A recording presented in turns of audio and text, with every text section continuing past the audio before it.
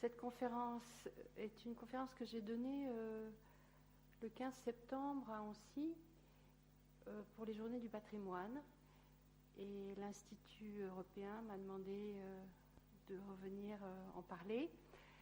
Depuis, il s'est passé quelques améliorations, donc c'est un tout petit peu amélioré. Et j'ai fait cette conférence d'abord parce que c'était notre deuxième année de restauration au château et qu'on avait envie d'en connaître comment on était arrivé à ce projet. Mais aussi, parce que ça va peut-être vous étonner, mais j'ai pensé à ce que j'avais fait après la réalisation. Enfin, je ne peux pas le dire tout à fait comme ça.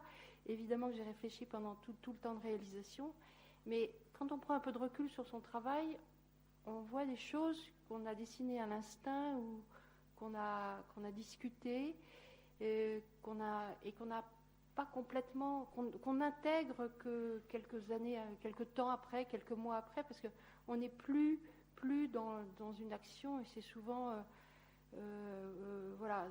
À Annecy-le-Franc, il y a eu TF1 nous a suivis et a suivi tout le chantier et nous avait donné des délais. Et donc, on a eu un chantier qui s'est passé en 6 mois, là où il devait se passer en 9 mois ou plus. Donc, on a vraiment travaillé très fort. Et ce sont les questions.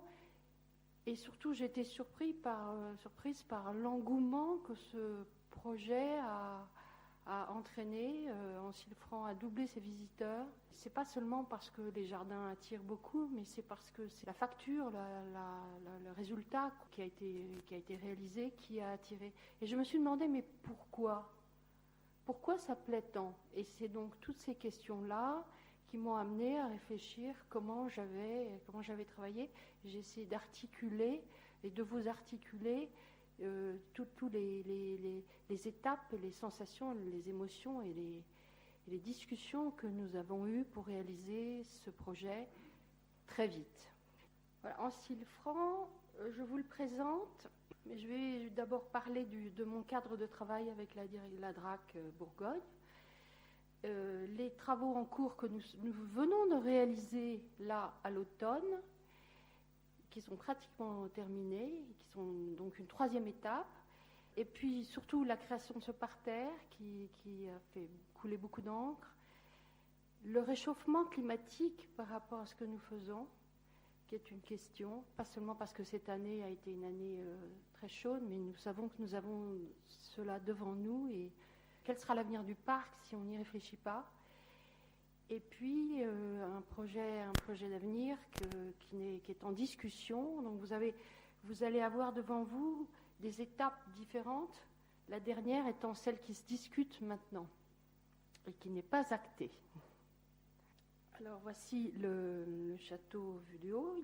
Quand on travaille dans la restauration d'un parc historique à la hauteur de Annecy, et de toute façon quand c'est une restauration, on travaille forcément avec la direction de l'architecture, de la direction de l'action culturelle, qui sont des organismes qui nous aident partout en France, qui ont une grande...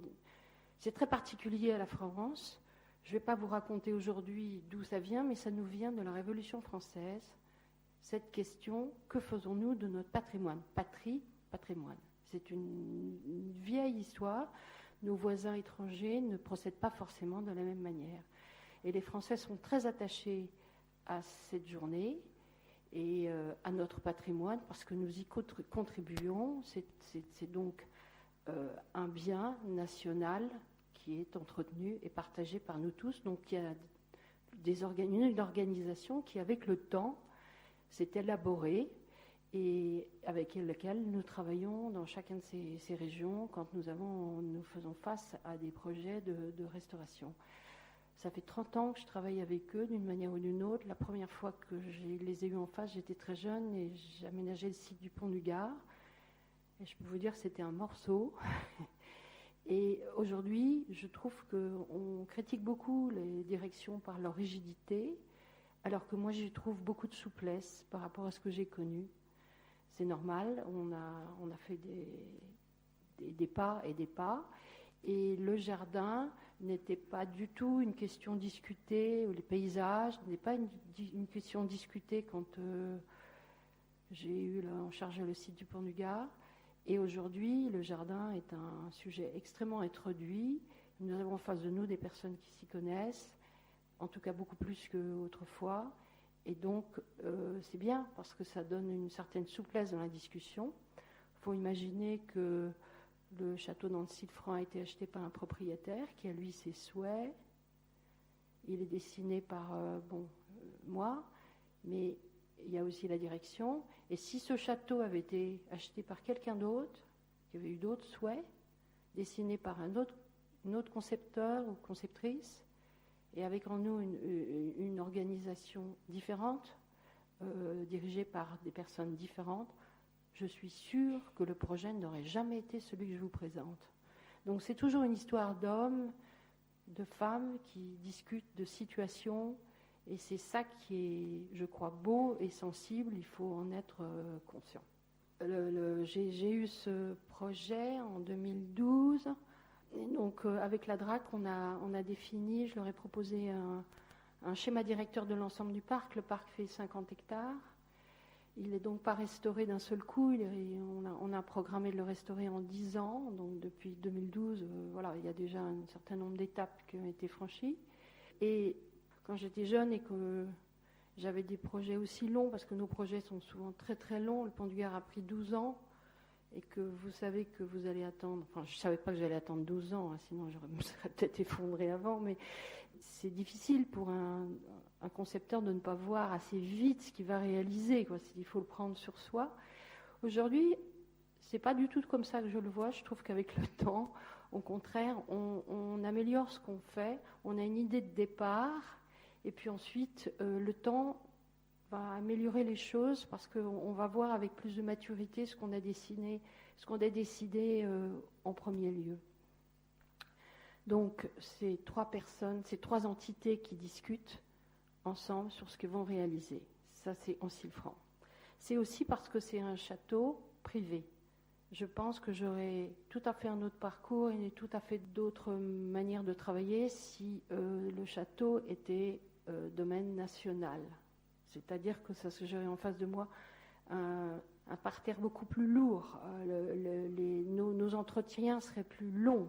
Ici, j'ai la chance de travailler dans un château privé où la fluctuation et les rapports vont beaucoup plus vite, même si le propriétaire vit aux États-Unis.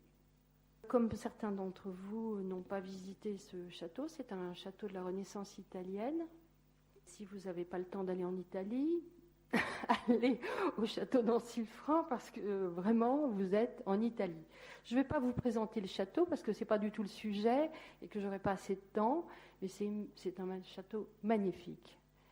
Voici de haut les 2 parterres qui ont été réalisés en premier lieu, et puis en face de vous, la serpentine qui est là vous voyez à peu près un peu plus d'un tiers du parc.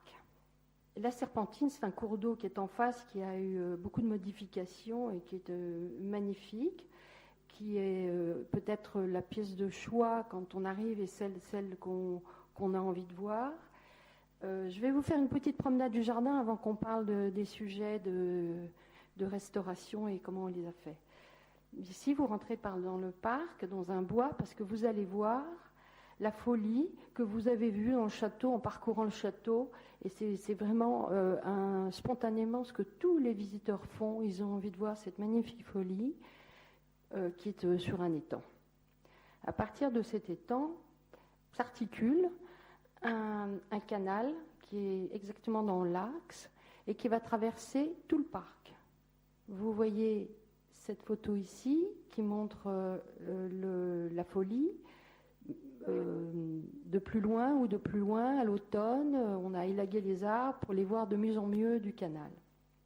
Je ne vais pas vous faire visiter tout le parc, mais parce qu'il n'est pas encore restauré. Et puis ensuite, parce que vous aurez la chance de le découvrir vous-même si vous y alliez. Mais je vais aller directement à nos projets. On a commencé par restaurer le parterre de la fontaine sur la façade ouest du château. Le château a été construit par le petit-fils Clermont-Tonnerre de celui qui avait acheté la propriété, la propriété. Et il l'a construit avec Serlio. Serlio est un architecte italien. Il nous est très connu parce qu'il a écrit et retracé les beaux bâtiments d'Italie à la Renaissance. On le connaît pour ça. Il a aussi réalisé d'autres projets qui malheureusement ont souvent eu une destinée très triste et qui ont brûlé, qu'il y a eu des choses. Mais Ancille-Franc est le seul qui soit resté. Et c'était un mariage tout à fait improbable entre Antoine de Clermont-Tonnerre, Antoine III de Clermont-Tonnerre, qui a fait construire, qui était un homme éclairé, qui était très conscient de la société, il voulait améliorer les choses, et puis il avait aussi de grands intérêts artistiques. Et Serlio était un architecte qui, lui, était très attaché aux règles d'art. Et donc, on a vu un peu les choses presque inversées, c'est-à-dire que ce n'est pas l'architecte qui le poussait à aller vers des gestes de nouveauté ou d'art. Lui, il était très attaché à faire des belles choses. Mais c'était plutôt le propriétaire qui le poussait à aller loin dans ce qui était moderne de l'époque. Mais ça a très bien marché puisque on a réalisé ce très beau château. Donc nous avons créé cette première parterre parce que toute l'histoire du château partait de là. Vous allez le voir un peu plus tard. Tous les premiers tracés du parc commencent à partir de chaque côté du château qui représente 4 façades pratiquement identiques qu'un architecte français de l'époque n'aurait jamais dessiné comme ça. Ici, vous voyez une fontaine qu'on a fait venir, en fait, c'est une fontaine qui était dans le parc, qu'on a fait acheminer ici vers ce parterre. On a même nommé le parterre comme ça. Et puis, on a créé un bassin pour pouvoir recevoir l'eau. On a mis tout en eau. Et on a tracé sur des plans qu'on avait le jardin que vous voyez. Ce jardin, le charme de ce jardin, c'est qu'il n'y a pas d'allée, que tout est en pelouse et que les dessins ne sont pas faits de buis mais de roses. Et le fait qu'on ait de la pelouse et ces roses et ces petites gouttelettes d'eau qui descendent, ça lui confère un charme et même une certaine modernité dans le fait que c'est doux, que les tracés ont beau reprendre un texte classique, il est adouci par ce fait qu'il n'a pas d'allée. Voici le deuxième projet que nous avons fait, c'est le parterre aux fleurs, et c'est celui dont je vais vous parler plus particulièrement. Mais juste avant, nous sommes en train de réaliser au bout de la Serpentine, donc je vous la remontre. Au bout de la Serpentine, il y a un étang, et cet étang, là, les rives se délitent, et donc on a voulu les consolider. C'est donc le travail que nous venons de finir. Je vais vous en montrer quelques extraits. L'idée, c'était qu'on profitait du fait qu'on devait consolider cet étang pour pouvoir organiser tout autour un cercle de fleurs qui produisent des couleurs et qui se répondent les uns aux autres. Pour ça, nous avons travaillé donc on a repris toutes les coupes et puis on a replanté. Il y a des ragondins par exemple, qui ont abîmé les berges. Il y a aussi le fait que l'étang est plus large que les canaux et ailleurs, donc il y a une fluctuation de l'eau qui fait que ça ravine sur les côtés. Donc il fallait absolument le protéger. Et pour ça, on a mis en culture des nattes de coco qui sont précultivées de toutes les fleurs que vous avez vues donc précédemment, c'est-à-dire que sur une berge, elles sont blanches, Sur le fond de berge sur une autre orientation, elles sont bleues. Sur un autre côté, elles sont blanches. Et donc toutes ces berges se répondent. Et nous avons précultivé. Vous voyez les barquettes de nattes de coco qui sont arrivées, numérotées, avec un plan très très soutenu de petites et grandes fleurs qui sont aménagées conformément à ces notes de couleur qu'on a là souhaitées. Les voici juste finies. Elles vont émerger au printemps. Écoutez, on verra ce que ça donne. Je suis toujours un petit peu inquiète avant d'attendre les résultats de mes projets. C'est la première fois que je fais précultiver des plantes sur des nattes de coco, mais c'est un principe qui, en priori, marche très bien. On a aussi planté, donc vous voyez là le chantier au moment où on a positionné là où doivent être les arbres, l'anse qui est le débarcadère qui mène à la folie de l'île centrale, et donc entouré de jeunes saules. C'est pas des jeunes saules, c'est en fait des saules qui ont déjà un certain âge et qui ont été retaillés pour pouvoir s'épanouir et s'élargir confortablement. Et au bout de cet étang, il y a un magnifique cyprès chauve, et nous avons refermé la vue, la perspective, par une série d'autres cyprès chauves que vous allez voir ici, qui donc viennent d'arriver. Donc cet étang sera en fleurs au printemps. Les deux parterres que vous avez vus, est et ouest, ont été dessinés pour être en fleurs en été. Et ce printemps sera donc une autre étape du jardin et de la colorisation du jardin. Bon, nous allons arriver à la création du parterre aux fleurs. Ce parterre a fait couler beaucoup d'encre et a fait beaucoup parler, et j'ai donc essayé de m'expliquer comment je l'avais réalisé. Quand vous êtes en face d'un parc historique, les mots qui viennent tout de suite et qui vont être discutés, ce sont restitution, création, interprétation. Et ces concepts sont des concepts extrêmement différents. Si vous travaillez sur la restitution, vous allez en fait restituer un plan historique. Si vous travaillez sur une création, vous allez inventer quelque chose de notre époque. Et si vous travaillez sur une interprétation, vous allez interpréter quelque chose de l'époque, mais dit de nos jours. Et après avoir travaillé dans beaucoup de cas, j'ai le sentiment, et je l'avais tout de suite, qu'on ne peut pas, on dessert mal l'histoire quand on raconte l'histoire avec des mots de l'histoire.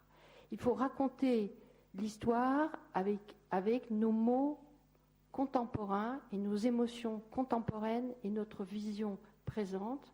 Et c'est comme ça que ce relais entre l'avenir et le passé marche mieux. C'est parce qu'au présent, on sait dire les choses de l'histoire. Et ça, c'est très difficile. C'est beaucoup plus facile de restituer un plan. Mais c'est peut être extrêmement sec ou mal compris. Et c'est donc tout le travail que j'ai fait spontanément et que j'essaye de vous expliquer maintenant. J'ai donc cherché une écriture graphique. Vous avez cette question qui se pose pour tous les arts. Il n'y a pas que l'art du jardin. Par exemple, si vous prenez Bach, les musiciens discutent toujours, ils vont encore le discuter. Est-ce que c'est une bonne idée de jouer Bach au piano? Est-ce qu'on ne devrait pas le faire au clavecin? Les uns répondront, mais non, le clavecin ne serait pas entendu par notre oreille comme maintenant, il restituerait mal Bach. Puis d'autres diront, mais non, les Bach a été décidé. Voilà, voyez-vous, je sais pas. Vous avez la même chose, et c'est une aventure qui est toute récente avec Marcus Rothko. Enfin, il a un nom très compliqué, donc tout le monde l'appelle Rothko. C'est un peintre qui nous a beaucoup influencé. Je pense que vous le connaissez. Il se trouve que Rothko on l'aime parce qu'il restituait dans ses tableaux une luminosité, une vibration particulière. Et c'était, comment on pourrait dire, un peintre extrême. Et on se demandait toujours pourquoi, avec juste des aplats de couleurs, il arrivait à nous transporter dans un état presque spirituel. Rothko dessinait, enfin, ne prenait jamais ses toiles préparées, il les préparait elle-même par toute une suite de processus que je ne vais pas vous raconter, mais qui lui permettait d'avoir cette extrême luminosité, même avec 2 ou 3 couleurs rendues, enfin son dessin plus que... Et dernièrement, on s'est aperçu que ces luminosités se perdaient. Alors qu'est-ce qu'on fait ? On gratte les peintures de Rothko et puis on fait du Rothko. Comment est-ce qu'on peut restaurer Rothko ? Et il y a un Indien qui a travaillé la lumière, donc très habile, je ne connais pas son nom, cette expérience s'est passée à Boston il y a 2 ans, et il a travaillé des lumières qu'il a projetées sur les peintures donc fanées de Rothko, et il a restitué cette vibration. C'est-à-dire que personne n'a touché aux peintures, mais les visiteurs qui viennent voir ces peintures retrouvent ces peintures de Rothko. Voilà, je vous ai donné ces 2 exemples de musique et de peinture pour vous dire que toutes ces questions de restauration sont extrêmement compliquées et qu'on se bataille dessus, et que même, quelquefois, les nouvelles techniques contemporaines nous aident à restituer l'histoire. C'est ce que j'essaye de vous expliquer. Et c'est ce que moi j'ai ressenti, essayer de faire à Ancille-Franc. Le jardin a une longue histoire. Est-ce que nous ne voyons pas le jardin comme nous le voyions à la Renaissance et à l'époque d'Ancille-Franc ? Le voyons différemment parce que nous avons intégré des couches et des couches d'art, de connaissances, qui fait que notre regard voit différemment de celui de cette époque. Il y a eu des mutations, puis il y a eu des arrêts, enfin il y a eu des mutations économiques, il y a eu des bouleversements techniques, il y a eu toutes sortes de choses qui fait que le jardin a évolué et que prendre un parterre de cette époque et le remettre maintenant demande un travail de réflexion. Prenons par exemple, alors tout ça on peut le dire intellectuellement, tout le monde le comprend intellectuellement, mais le ressentir c'est une autre chose. Et je vous fais un parallèle avec la peinture parce que j'ai trouvé que c'était le moyen le plus simple et le plus visible, surtout pour une conférence, pour essayer de vous transmettre ce que je ressens. Quand on est au Moyen-Âge, il n'y a pas encore de jardin. Je vous prends par exemple Jérôme Bosch et remarquez que c'est la restitution de la peinture du jardin. Donc ça, c'est le jardin des délices de Jérôme Bosch, qui est en 1400 quelque chose, c'est ça, 1494. Enfin, ça date de naissance, mais la peinture du jardin des délices, je ne sais pas exactement à quelle date, mais enfin, c'est donc dans cette période. Et vous avez devant vous une peinture qui est symbolique, qui exprime ce chemin spirituel qu'on doit faire pour mener sa vie bien, dans un paramètre toujours très religieux, avec presque moraliste, mais l'espace n'est pas représenté, n'est pas matérialisé. On est dans des symboles. On pense comme ça. Je vous montre des détails, parce qu'ils sont quand même d'une telle beauté que je ne peux pas résister à vous montrer cette petite femme avec la pomme sur la tête, les oiseaux, les pans, enfin voilà. Donc on est une époque de symbolisme, on est une époque de religion. Vous n'avez pas vu sur ces dessins un jardin avec défini ou un espace défini. On est porté dans un univers, le cosmos, les galaxies, mais symbolique. On arrive à la Renaissance, donc c'est à peu près l'époque où Ancille-Franc se construit. Et là, l'homme va partir et voyager, va quitter cet enclos courtois. Il va pour d'autres horizons. Et le fait qu'on transporte, qu'on aille voir ailleurs, va nous faire transporter dans d'autres formes de jardin, dans une autre façon de le dire. Parce que c'est bien ça, c'est que c'est une écriture. Le jardin, c'est un art, et il dit quelque chose de notre société. Donc à Ancille-Franc, c'est à ce moment-là que se construit le château.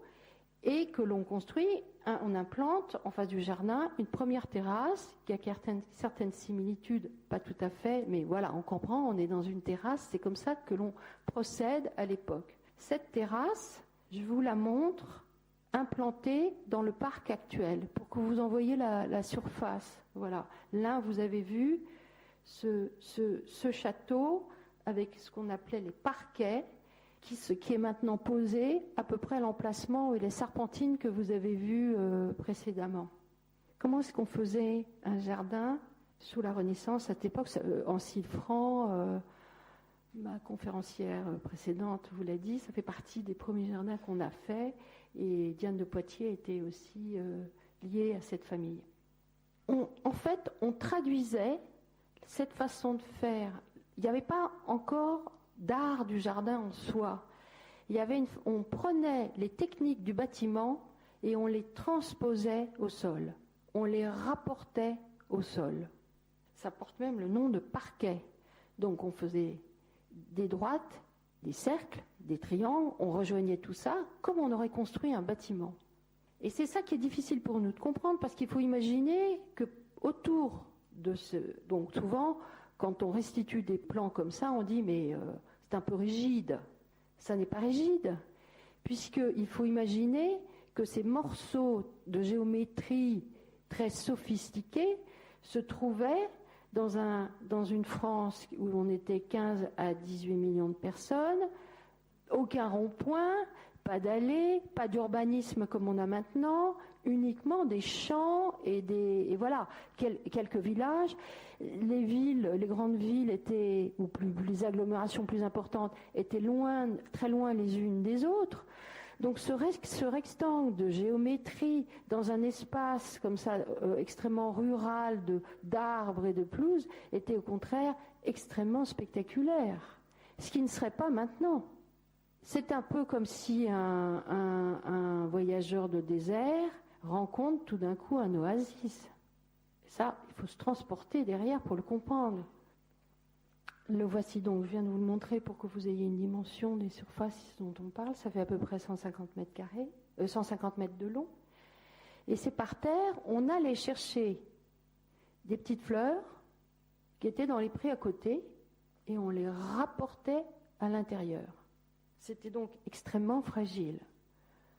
On connaissait le buis, mais je ne suis pas sûre qu'on plantait du buis. On connaissait le buis parce qu'on a des textes de Platon l'Ancien qui racontent de son jardin et qui parlent de ce qu'on pense être un buis. Parce que comme il n'y avait pas les premiers dictionnaires qui ont fait des liens entre les plantes, de quelles plantes on parle, les premiers et qui ont nommé les plantes et qui les ont nommées pour qu'on puisse les identifier et savoir qu'on parle les mêmes choses, c'est quand même très tardif.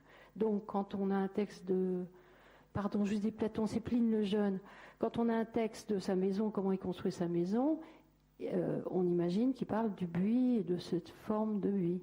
Là ici, on connaissait le buis, mais on n'est pas sûr que les carrés fussent faits avec des plans. En tout cas, elles étaient retenues d'une certaine manière, certainement avec ce qu'on appellerait maintenant des voliges, c'est-à-dire ça arrête les pelouses. Enfin, une prairie avec des fleurs ou des petites fleurs, ça ne dure pas longtemps. Là, on s'en est aperçu. Donc voici le premier dessin de la première terrasse dans Silfran, et qui est donc une transposition, et c'est comme ça qu'on pense, du bâtiment, et on va chercher les fleurs à côté. À la même époque, on a évidemment des représentations de fleurs, parce que les fleurs, on va les connaître de plus en plus, on va voyager, et la fleur va devenir un sujet en soi.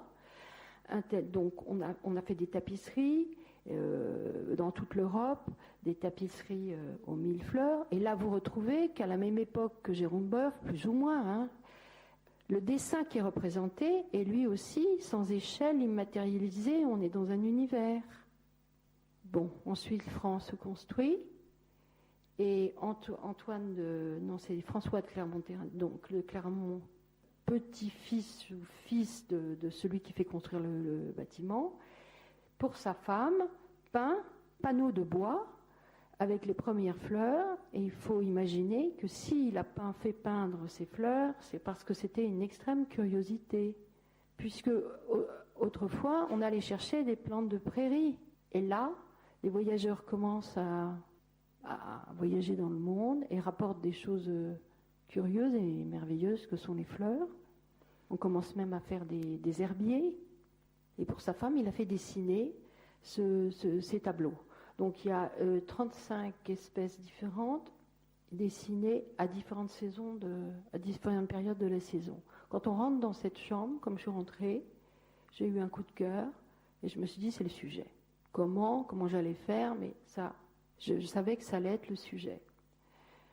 Donc les fleurs sont à toutes saisons, représentées de différents. Il y a 92 panneaux et 35 espèces. Les voici. Quand il fait dessiner ce tableau, ces peintures, on est déjà au XVIIe, c'est-à-dire à l'époque où les parterres se dessinent comme vous les connaissez, comme vous les avez vus dans les parterres de vos vicomtes, de tous nos grands châteaux du XVIIe siècle. Ce sont ce qu'on appelle des turqueries, et on traçait ces dessins qui étaient censés représenter des tapis de Turquie venus d'Orient. À cette époque, Ancile-Franc est racheté par Louvois, qui est le ministre de Louis XIV. Et donc on voit, et vous savez que on va rentrer dans des dessins de jardin qui vont prendre une ampleur bien plus grande que celle que vous venez de voir, qui sont en fait presque issus du Moyen-Âge. Mais les jardins ont toujours pris pied sur les tapis. Les tapis ont toujours représenté, les premiers tapis ont représenté les jardins, c'est-à-dire non seulement les jardins, mais aussi ces fleurs qui constituaient. Ça a été une curiosité de tout temps, de très loin et de Moyen-Orient, que nous avons repris ici et qui a été le sujet de d'où vous voyez cette chambre aux fleurs que vous venez de voir dans une des salles de Ancile-Franc. Donc Louvois a racheté Ancile-Franc, il est ministre de Louis XIV, et il le rachète vers 1683 pour vous donner une date, et puis il appelle non pas Le Nôtre, on pense que Le Nôtre est passé, mais ça s'est pas fait. Beaucoup diront que Le Nôtre dessiné, c'est pas du tout vrai, Le Nôtre n'a pas du tout dessiné Ancile-Franc. On aime à le dire, on aime beaucoup dire que Le Nôtre a dessiné nos jardins, mais Le Nôtre n'a pas dessiné tous nos jardins. Donc c'est Robert de Cotte qui l'a dessiné, et à la manière de Le Nôtre, et c'est ce qui couvre à peu près l'emprise actuelle. Voici le premier plan de Robert de Cotte, avec, vous voyez, à la place du premier jardin que je viens de vous montrer, un début de jardin régulier. On est en 1690, mais là où les choses diffèrent, et je vais vous montrer le plan qui suit, c'est toujours lui. C'est lui qui le dessine donc aussi en 1690, donc il y a quelque chose qui ne colle pas, mais en tout cas l'idée est là. En soi, c'est une nouvelle manière de tracer, mais le sentiment du jardin n'a pas tellement changé. Donc on va créer des chambres, des allées, enfin bon, c'est le tracé régulier classique du jardin français qui va perdurer un certain temps, c'est-à-dire on passe d'une chambre à une autre, on a ces tracés réguliers, mais c'est une représentation en rien romantique, qui est assez intellectuelle et qui décrit. Ils sont décrits dans les. Le Nôtre n'a jamais écrit de texte sur ce qu'il a fait, mais c'est Dézalliers d'Argenville qui l'a fait à peu près 100 ans après pour lui et qui a décrit tout ce que Le Nôtre avait projeté, imaginé. Donc je ne vais pas vous parler de ça parce que c'est pas le sujet, mais en tout cas c'était l'air du temps. On construisait comme ça. Donc le parc qui est là, redessiné par Robert Cotte, c'est le premier parc, on pense, qui a été dessiné à Ancile-Franc. Je vous montre une planche du manuscrit de Dézalliers d'Argenville qui, en fait, on pourrait dire, l'historien 100 ans après, qui a reproduit nos jardins, qui ont eu, vous le savez, une grande audience et qui ont été en France réalisés, qui a donné tout ce nom, toute cette tradition. Vous avez ici, j'ai sorti des pages où on montre de la théorie de la pratique du jardinage, où l'on traite à fond des fonds de jardin, qui est le texte, qui est le livre de Dézalliers d'Argenvilliers, et qui nous retrace comment on dessinait et on faisait les levées de plans, etc. c'est pas le sujet qui change, c'est la façon de faire qui est absolument magnifique parce que on commence à dessiner sur des plus grandes surfaces et donc la manière de tracer va nous diriger vers des jardins réguliers et va tracer toute notre histoire. Voici ici une autre planche qui montre tous les outils qu'on utilisait pour pouvoir tracer ces jardins. C'est un esprit non pas romantique qui va arriver, mais régulier et qui nous permet. Et c'est une façon de penser, c'est une façon de voir. Je crois que vous en connaissez pas mal, vous les avez vus, mais il y avait toute une technique appropriée pour ça et qui nous reste encore. Sur les nivellements, un ensilfrant, ça a été la mode. On a appelé repère de côte et on a dessiné les jardins comme ça. À cette époque, je vous ai pris une peinture de Pierre de Rubens. On n'a pas du tout une idée romantique de la chose. On est très concret, on est factuel. Et même si ce dessin, je le trouve d'un très grand charme, on est dans une réalité qui est l'optique, qui est le réalisme. Donc, ça, c'est pour vous donner. Voici des planches de collection scientifique et d'herbiers de l'époque. Puis en Silfran, le marquis de Courtanvaux hérite de ce château et il fait transformer le parc, en fait, d'une manière assez peu différente du précédent. Là où je veux m'arrêter, c'est sur les parterres, parce que, comme on a demandé de restaurer les parterres qui sont là, de restaurer ce parc, évidemment, je vais chercher dans l'histoire, je vais chercher tous les plans qui ont précédé. J'essaie de comprendre le cheminement de pensée qui s'est passé entre différents propriétaires et différentes époques. Et vous voyez ici, c'est une prospection qu'on a fait géophysique pour voir archéologiquement en fait qu'est-ce qui restait et qu'est-ce qui avait été réellement planté. Parce que quand on lit un plan, on ne sait pas toujours si la personne qui l'a dessiné l'a réalisé ou si c'est resté un plan d'archive. C'est pour ça qu'on ne s'explique pas, si je reviens en arrière, pourquoi ce plan et puis celui qui est à peu près à la même époque et qui est quand même sur une surface bien supérieure, qu'est-ce qui a été réalisé? Qu'est-ce qui a été réellement réalisé? Donc, les études qui sont faites en prospection géophysique permettent, comme une archéologie, de nous dire qu'est-ce qui a été vraiment réalisé et qu'est-ce qui ne l'a été pas. Et là, on voit que c'est finalement le plan précédent, c'est-à-dire le plan qui a été fait par le marquis de Courtanvaux, alors qu'en Angleterre et en Europe, on commence à dessiner des plans romantiques. En particulier, on plante le château de Blenheim. Donc voici donc nous nous sommes appuyés sur, on a décidé entre la DRAC, le propriétaire et moi-même, de s'appuyer sur ce projet, parce qu'on part d'où quand on restaure? Et donc nous sommes appuyés sur le dernier plan qui est le plan Courtanvaux. Et à partir de là, j'ai eu mon fond de plan. C'est-à-dire qu'on a fait le tracé, la structure. C'est la structure, c'est les premiers tracés réguliers. À partir de là, on fait ce plan, c'est le fond, mais qu'est-ce qu'on y dit? Puisque nous nous plaçons maintenant 5 siècles après. Qu'est-ce qui va nous toucher? Comment on va mieux raconter l'histoire? Qu'est-ce qu'on doit faire?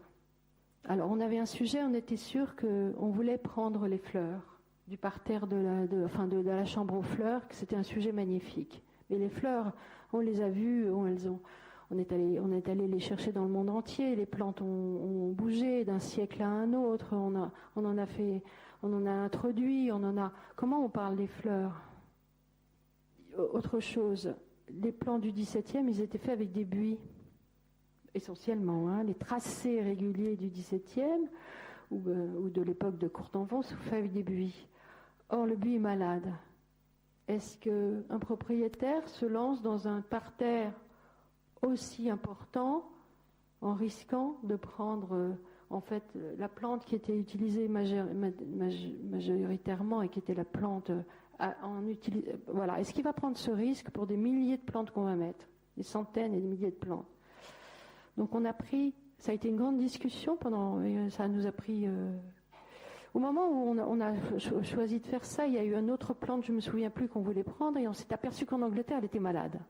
Donc en 3 semaines, on est passé du buis, on a décidé, on ne peut pas laisser cette responsabilité aux jardiniers.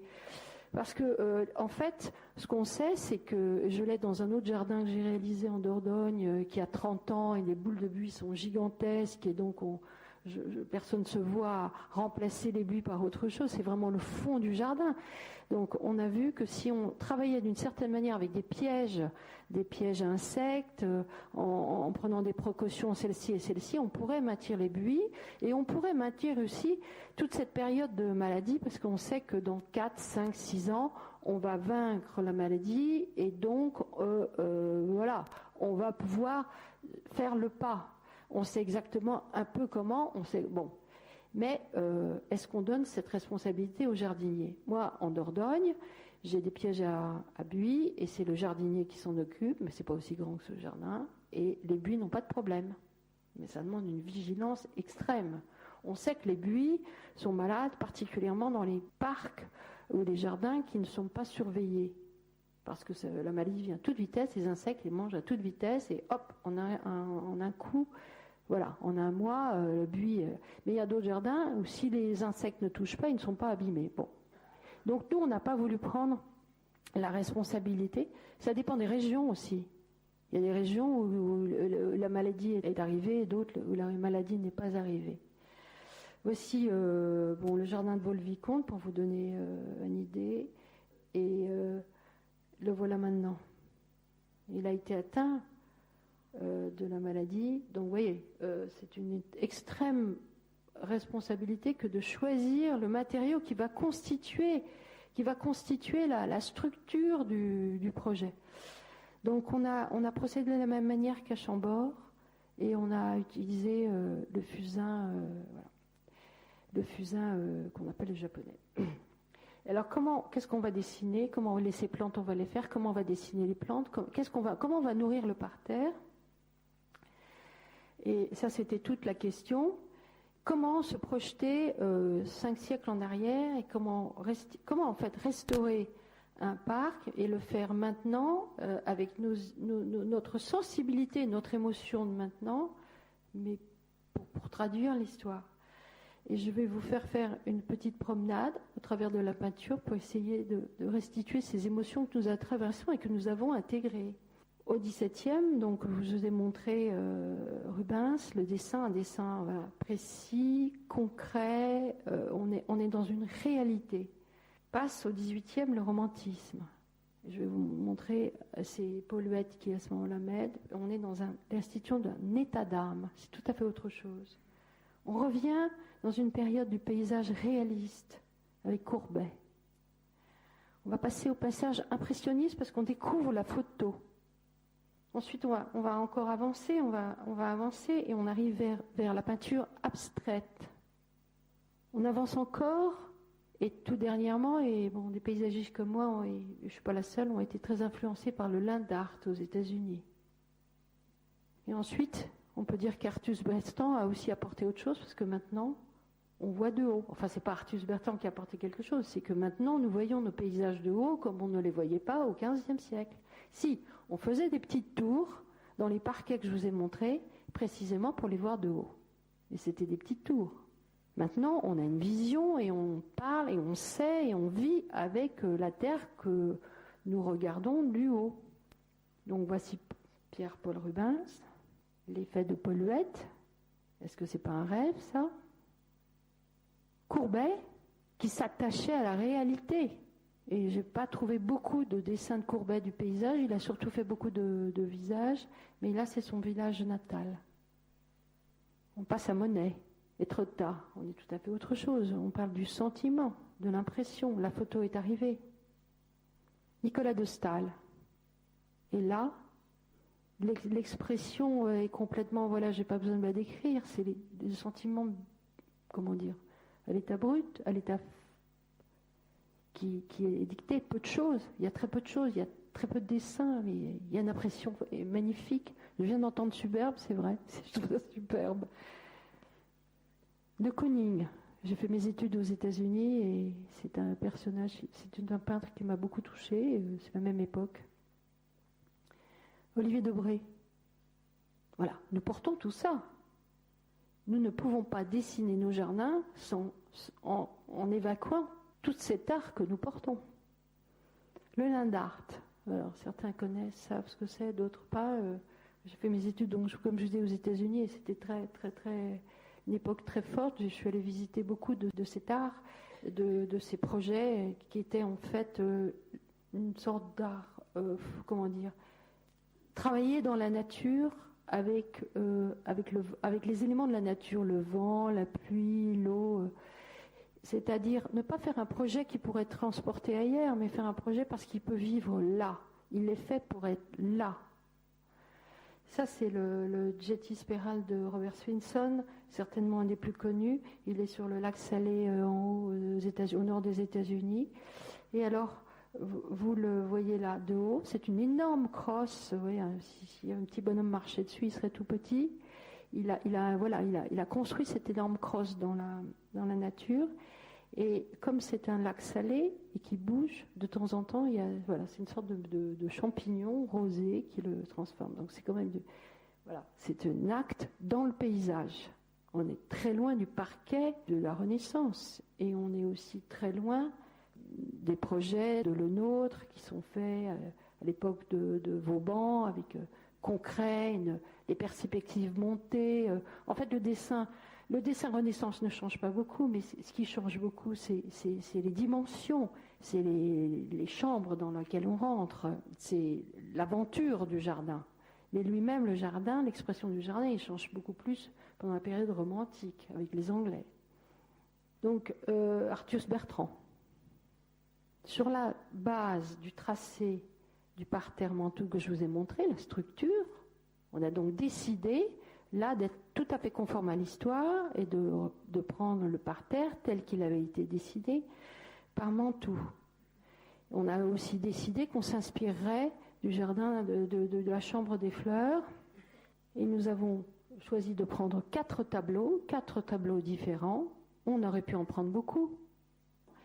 Est-ce que ces 4 tableaux seraient agrandis exactement comme aujourd'hui on agrandit dans nos peintures abstraites, on ajardine dans notre façon de voir la peinture, on agrandit et on recadre comme la photo et on simplifie. Et ça donc donne une écriture. Et voici l'aquarelle qui en est sortie.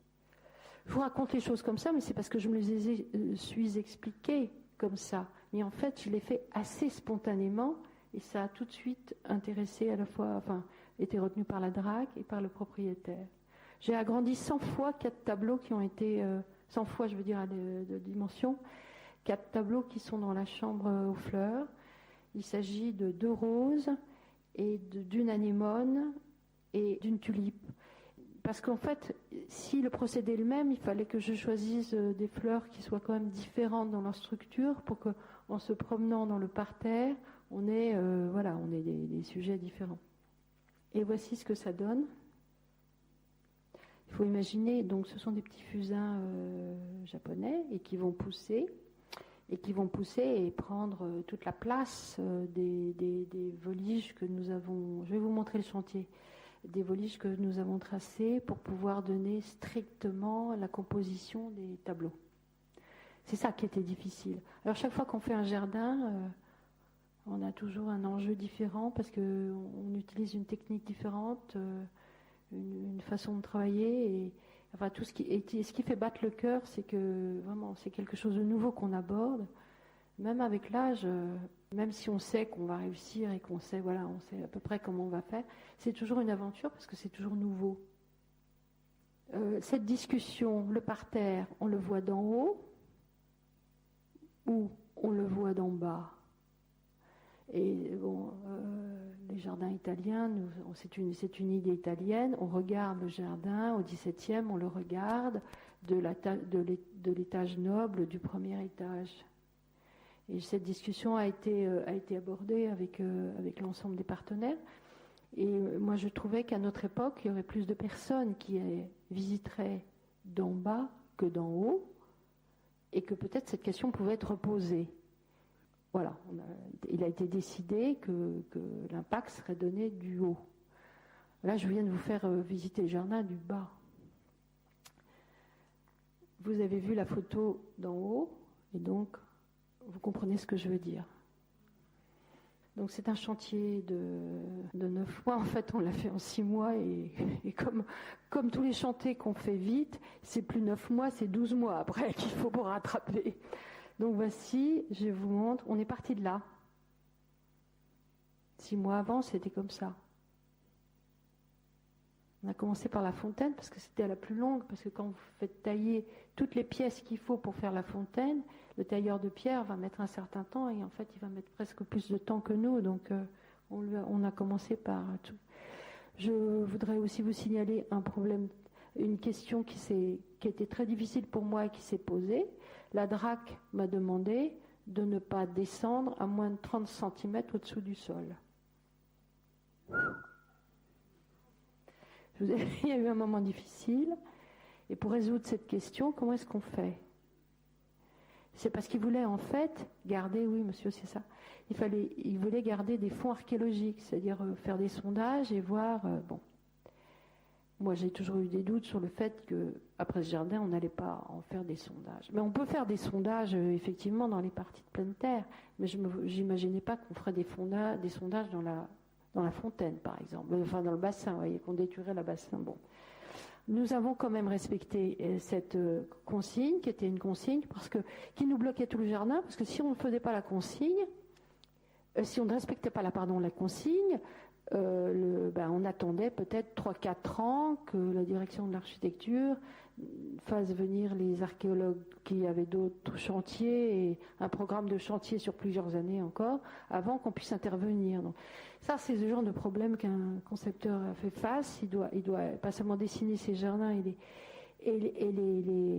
les convaincre, son client, le propriétaire, la DRAC, mais il doit aussi faire face à toutes sortes.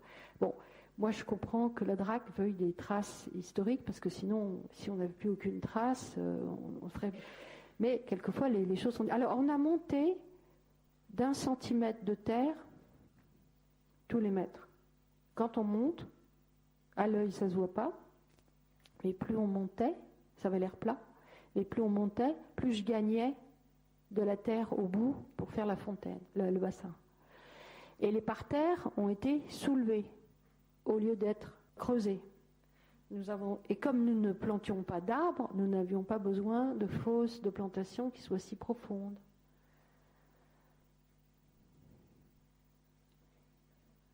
Voilà la construction du bassin.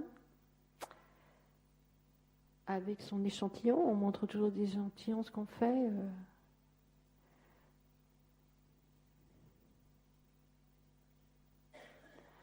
Et le morceau qui a été difficile pour moi, et qui était ma nouveauté, chaque fois sur un jardin j'ai une nouveauté et je dois faire face à... Sinon je fais des copies de copies, et je me lasse moi-même.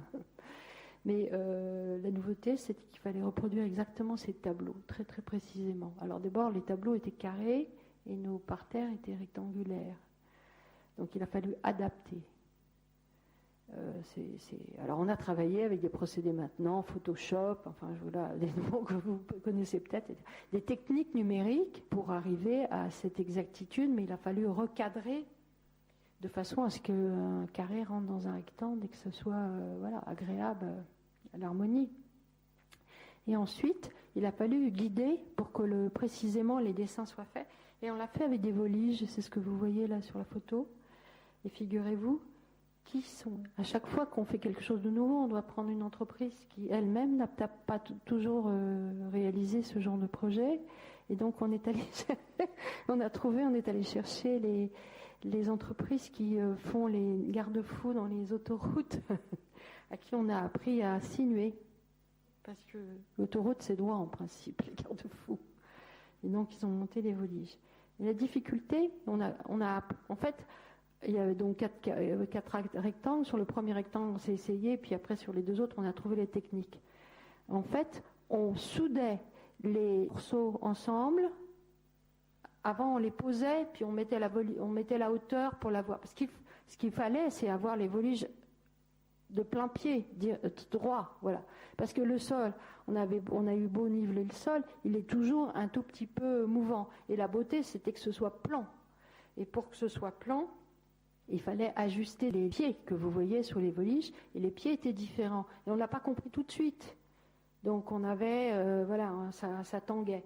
Après, à la suite, on a procédé en montant les voliges selon nos tracés au sol, et après on les montait et on ajustait avec nos monolithes.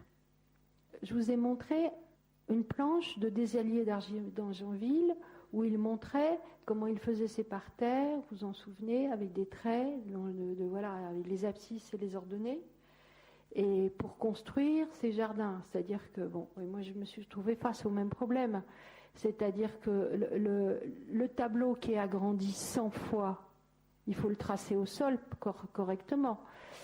Mon geste premier, c'était de tracer des cordes, et puis ensuite, petit à petit, effectuer les courbes.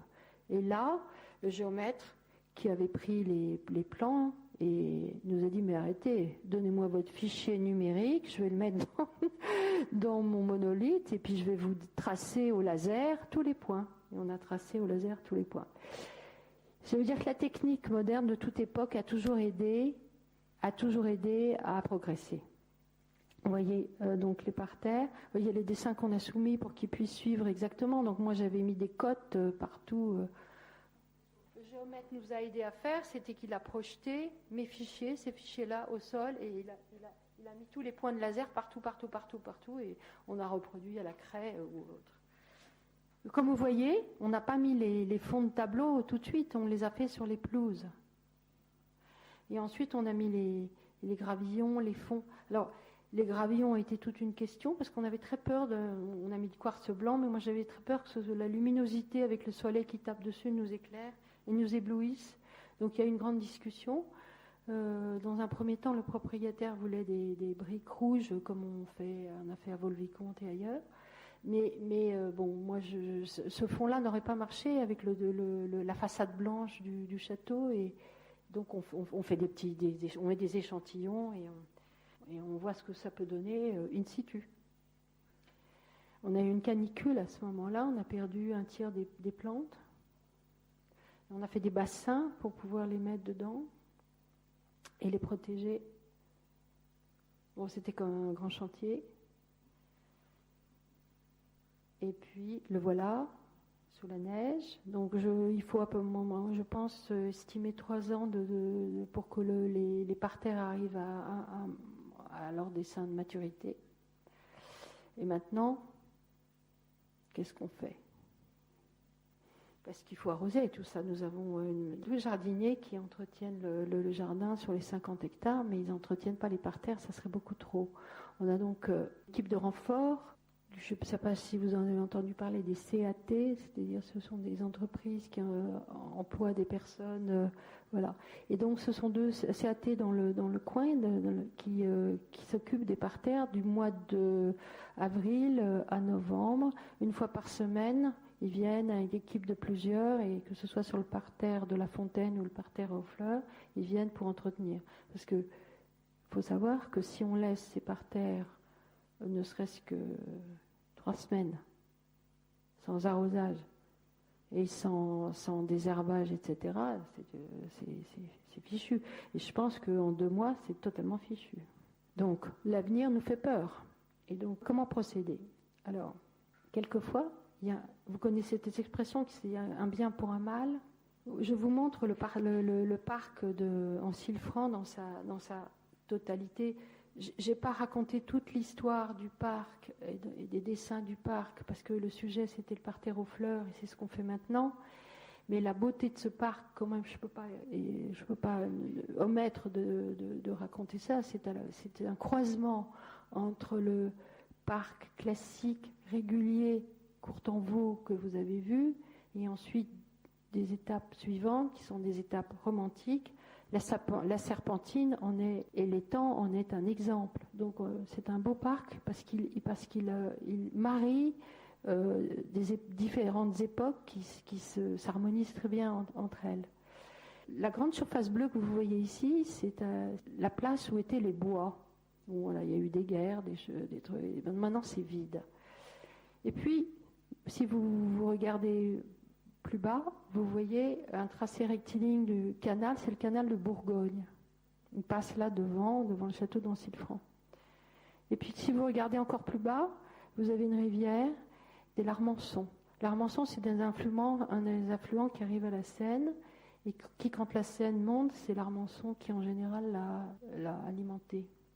Quand on a tracé le canal de Bourgogne, en bas, on l'a tracé plus haut que le sol.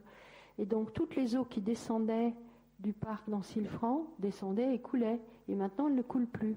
Et le sol est argileux. Ça veut dire que voilà, on se trouve dans le principe d'une piscine, quoi. L'argile retient l'eau.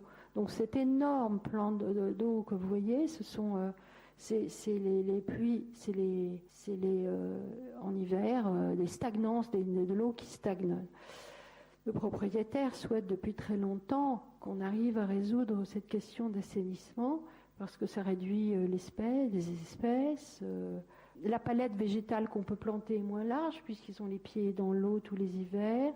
Là, vous voyez des flaques, mais ça peut être beaucoup plus haut, plus important, plus profond. Bon, et on ne peut pas y faire grand-chose. Bon. En novembre dernier, il y a ce qu'on appelle la police de l'eau qui est venue, c'est-à-dire la réglementation de toutes les eaux de France. Il y a une réglementation qui du reste nous est enviée par nos voisins, les pays voisins, mais qui n'est pas respectée. Voilà, alors on a une très belle, c'est tout très français, on a une très belle pensée là-dessus, une très belle police des eaux, on sait très bien comment faire, mais on ne le respecte pas.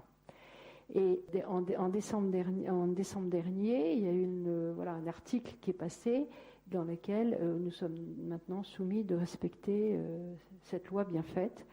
Et la loi des eaux, il y a différents articles, mais il y a des eaux prioritaires, des cours d'eau prioritaires, il y en a d'autres qui ne le sont pas. Et les cours d'eau prioritaires, c'est ceux qui doivent être maintenus en eau. Voilà, leur lit et leur mouvement d'eau aussi important qu'on peut. Et puis d'autres qui ne sont pas prioritaires, c'est la loi. Et il y a une deuxième loi qui est article, on va dire, pas plus que loi, c'est le dernier, on doit penser au dernier. Si vous imaginez un cours d'eau, un premier, le moulin qui est là ne prend pas pour le dernier de toute l'eau du dernier. Parmi toutes les lois, je ne connais pas toutes les lois, mais elles sont aussi. Voici le plan d'Ancilfranc. Alors, je pense que vous voyez des cours d'eau qui sont autour d'Ancilfranc. Donc, je pense que vous reconnaissez château en haut et le périmètre des 50 hectares d'Ancilfranc. Donc, il se trouve pris dans un cours d'eau qui est là, d'une alimentation d'eau qui prend sa source dans l'Armançon, ici, qui déverse, qui alimente tout le bassin et qui continue sur le moulin qui est là. Donc, on n'empêche pas le moulin d'avoir de l'eau. Et on prend l'eau, voilà. Mais donc, ce n'est pas du tout un cours d'eau prioritaire. Le cours d'eau prioritaire, c'est l'Armançon. C'est même pas le canal de Bourgogne. Donc, quand il y a une pénurie d'eau, toutes les eaux doivent être collectées et protégées sur l'Armançon. Ça veut dire que si on coupe l'eau, il n'y a plus d'eau qui part. Je dis nous comme si j'en étais là. C'est toujours comme ça, quand on travaille, on finit par dire nous. Chez nous, il n'y a plus d'eau qui passe là. Hein? Alors je me souviens, c'était le 9 novembre de l'année dernière, je n'ai pas oublié, vous voyez, c'est exactement un an près. Voilà, ça fait un choc. Et j'ai eu une idée fulgurante qui me dit, mais si on n'empêche pas d'avoir de l'eau à celui qui suit et à celui en amont, on peut pas avoir en amont, mais en aval, est-ce que on peut conserver notre eau à l'intérieur selon, si on n'empêche pas les fluidités et le voisin? Ils m'ont dit oui, bien sûr. Alors voilà, et après j'ai dit bon merci, et là après toute une réflexion s'est lancée. Donc l'idée, maintenant j'ai l'étude en cours, c'est de pouvoir obtenir sa propre réserve d'eau pour le moment où voilà, la police de l'eau, parce que c'est comme ça que ça s'appelle, la police de l'eau nous explique qu'elle va devoir couper les vannes qui vont chez nous pour pouvoir voilà, alimenter c'est le général qui est prioritaire aux particuliers. Donc je suis en train d'étudier cette question, et en particulier ces eaux de ruissellement qu'on a en hiver, je les récupère, l'idée étant de les récupérer et de faire notre propre réserve pour le moment où il y aurait pénurie. Alors après, c'est toute une stratégie très compliquée, parce que si vous avez une pénurie de 3 mois ou une pénurie de 6 mois, c'est pas mal les mêmes quantités d'eau qu'il faut. Voilà. Parce que si on est plus alimenté, ça veut dire que le lac que vous avez vu là au milieu, il descend, et ça on en fait les calculs. Ensuite, c'est les maladies qui viennent, les odeurs, oui, c'est terrible, quoi. Donc, c'est ce que nous sommes en train de travailler. C'est ce que je vous disais précédemment. Je vous ai montré des projets qui étaient terminés, et puis il y a des projets en cours. Le projet en cours n'est pas du tout acté. Il y a plusieurs solutions, et une des solutions serait de recréer un mouvement d'eau qui sera comme ça ou pas, que vous voyez dans le parc aux chevaux, parce que c'est comme ça que le propriétaire l'appelle. Parce qu'il y a ces chevaux, et c'est là où il y a le plus d'eau. Donc on ferait écouler l'eau pour la conserver et la garder dans une réserve qui serait là pour un jour où nos eaux seraient bloquées par la sécheresse pour 4 ou 5 ans. On la fait remonter sur la serpentine qui est là. Voilà. Et c'est ce mouvement qu'on va créer. Bon, ce sont des travaux d'importance, c'est ce que nous discutons. Je ne vous dis pas que c'est la solution qui va être retenue. Je vous explique un processus de travail. Ce processus de travail va peut-être en emmener un autre. Bon. Mais à côté de ça, il se trouve que quelquefois il y a des bonnes nouvelles à côté des mauvaises nouvelles, ou que les mauvaises nouvelles abordent des bonnes nouvelles. Ça, c'est le flux de la vie. Et heureusement, le propriétaire a toujours souhaité que nous retrouvions le chemin qui est ici. Et qu'il ne le fait pas parce que c'est sous les eaux en hiver. Donc si c'est sous les eaux en hiver, ça serait abîmé. Donc si on arrive à drainer l'eau et la faire descendre ici, en faisant des levées de terrain qui permettent de baisser vers le plan d'eau qu'on va créer, on va donc assécher, en tout cas drainer l'eau pour descendre ici. Et à ce moment-là, on pourra restituer un chemin qui existait ici et qui passe dans toutes ces petites archipels de boisement. Et qui serait le retour. Parce que actuellement, la visite se fait comme ceci. On sort du château, on voit le premier parterre que je vous ai montré, et puis on va au deuxième parce que maintenant c'est celui-là qui est intéressant. Et puis du haut du château, on sait qu'il y a la folie que je vous ai montrée. Donc on va vers la folie. Donc vous voyez, le cheminement sont en jaune là maintenant. Et l'idée qui est soumise, discutée, qui n'est pas actée, c'est de continuer cette promenade, et de rentrer dans le boisement et de la remonter ici, à travers ces archipels d'îlots. Et j'ai toujours eu un rêve pour ce projet qui m'est arrivé le premier jour où je suis venue. Le premier jour où je suis venue, j'ai visité le parc. Et puis j'ai vu la Pharsale. La Pharsale, c'est une fresque qui se trouve dans le château et qui est un texte du 1er siècle romain qui raconte une histoire. C'est un texte qui est ressorti dans l'histoire, mais il a été écrit par Lucain.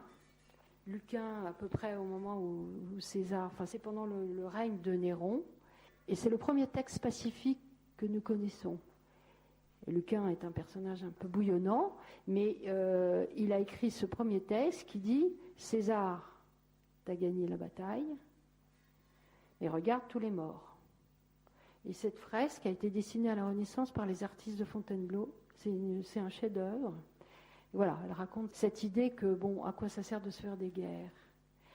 Et elle a été peinte par les peintres de Fontainebleau, c'est-à-dire pendant la Renaissance, c'est-à-dire que c'est une façon, les Clermont-Tonnerre étaient protestants, et c'était une façon de dire, et si on arrêtait la guerre civile.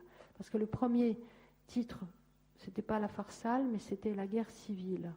En fait, c'est un texte qui raconte que les guerres civiles sont un peu, on devrait arrêter de faire des guerres civiles. On n'a pas cessé, mais bon.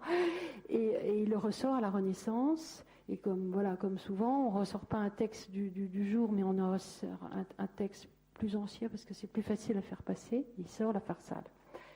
Et cette Pharsale raconte tout ça. Bon, c'est un grand. Et elle a été dessinée par les peintres de Fontainebleau. Alors vous allez vous demander où est-ce que je vais là avec cette Pharsale et le jardin. Je vais là. Je vais. J'ai extrait des peintures et c'est en fait très triste mais aussi très rigolo parce que ce sont les chevaux qui disent mais enfin vous êtes complètement fous les hommes, qu'est-ce que c'est que cette histoire, et ils se bordent, ils s'entretuent voilà. Et je voudrais restituer dans cette promenade de retour au château une idée, une interprétation de la Pharsale. Voilà, ça se fera pas, je sais pas. On s'y achemine. Est-ce que je gagnerai cette bataille-là? J'en sais rien.